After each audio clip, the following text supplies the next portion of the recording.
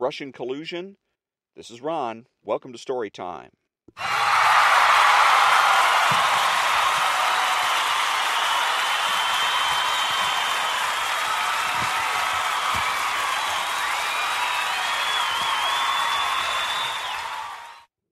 Good morning. It is Sunday, December 17th, and I am continuing with Volume 46, Number 9 of Imprimis, a publication of Hillsdale College, and today, Meetings with Russians.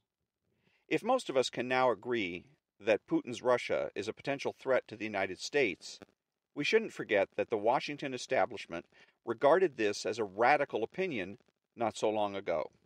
Shortly after President Obama was elected in 2008, Time magazine ran a cover with him asking a Russian bear, "Can we be friends?" The media generally celebrated Secretary of State Clinton's attempt at a Russian reset in 2009. Obama was later caught on a hot mic promising Putin more flexibility once he was re-elected. And during Obama's re-election campaign in 2012, when his opponent Mitt Romney characterized Russia as our greatest geopolitical foe, Obama mocked him by saying, "The 1980s called. They want their foreign policy back." The New York Times editorial page said of Romney's Russia comments that they display either a shocking lack of knowledge about international affairs or just craven politics. Either way, they are reckless and unworthy of a major presidential contender. Trump's election changed all that. Not since the heyday of McCarthyism in the 50s have so many in Washington been accused of consorting with Russians who wish to undermine American democracy. The Washington Post reported in mid-January that Mike Flynn, Trump's incoming national security advisor, had spoken via telephone with Russian Ambassador Sergei Kislyak. On December 29, the day the Obama administration announced the expulsion of 35 Russian officials in retaliation for the DNC hacking. Although such conversations are perfectly legal, the Post suggested, quite incredibly, that Flynn might have violated the Logan Act, which bars U.S. citizens from correspondence intending to influence a foreign government about disputes with the United States. The Logan Act, which has a long record of being cited by cranks, has not been enforced since it was passed in 1799, because it is widely considered to be grossly unconstitutional. In addition to the Post, the New York Times, Foreign Policy magazine, and other outlets credulously repeated the same ludicrous talking point about Logan Act violations. Let it also be noted that Flynn, while a critic of Russia and of the Iran nuclear deal that Russia helped put together, also was paid to speak at a dinner hosted by the Russian TV network Russia Today. When then-Senator Jeff Sessions was asked during his confirmation hearing to be U.S. Attorney General about the allegation of Russian attempts to compromise the Trump campaign, he noted that he had been a Trump surrogate and hadn't heard of any meetings for this purpose. When it turned out Sessions had met with Kislyak in a different capacity as U.S. Senator on the Armed Services Committee, the ensuing uproar in the media led him to recuse himself from any investigation into Russian meddling.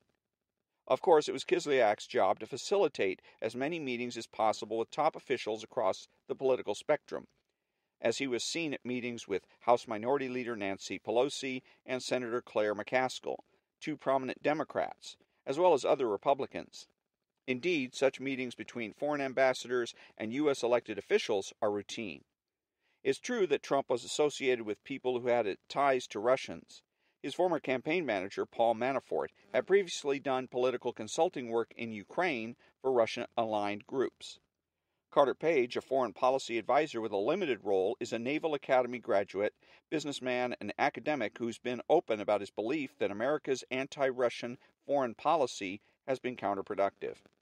And Roger Stone, a campaign advisor with a reputation for outlandish campaign work, reportedly spoke with WikiLeaks founder Julian Assange, as well as Guccifer 2.0, who may be a Russian hacker.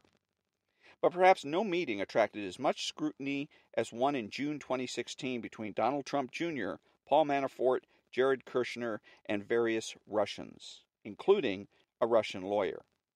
According to email correspondence, the Trump associates were told they would receive opposition research on Clinton that may have been provided by the Russian government. No research was handed over, but critics said that the language in the emails supported claims of attempted collusion. After weeks of accusations, the story quickly ran out of steam when it was revealed that the Russian lawyer who was to have provided the information had employed a shadowy opposition research firm known as Fusion GPS, a business that has strong ties to Democratic interests, had previously tried to smear Mitt Romney donors and critics of Planned Parenthood, and had played a key role in a recent and infamous attempt to smear Trump. And that is the second installment of this particular issue called Meetings with Russians. And it is this is adapted from a speech. It's called Russian Collusion by Molly Hemingway, senior editor at the Federalist.